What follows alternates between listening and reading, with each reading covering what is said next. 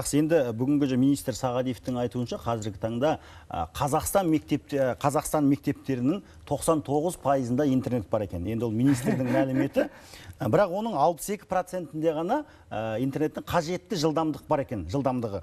Енді осы мәселені шешпей жатып, енді бұл тек қана білім саласында емес, медицина саласында да бар. 99% директордың кабинетінде десемен келсем.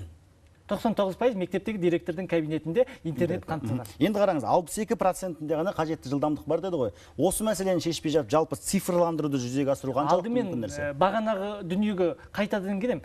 Дәл интернет барды деген күннің өзінде сол интернетке жұмыс істейтін, сол бағдарламаны көтеретін оқулықтағы жүйелерді түсіндіруге болатын компьютерлар, интерактивті тақталар, мобильдік құрылғылар дайын ба?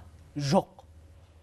Қызылорда облысы Жалағаш ауданы Аққыраулы 188 мектептен бастауыш сыныптың мұғалімі Ералиева Құлжамика Абаевна. Мен Ахмет Мырзаның айтып отырған сөздеріне келісемін, себебі біз республикамыздан 2,5 шақырым жерде тұрамыз. Қырсақта бізде интернет жүйесі толық дамыған, интерактив тақталар бар. 12 жылдыққа білімге біз өзіміздің 30 жылдық білім стажымыз бар. Біз балаларға қазір 12 жылдық деңгейде білім беріп жатырмыз. Ол барлық нәрсені жоққа шығаруға болмайды.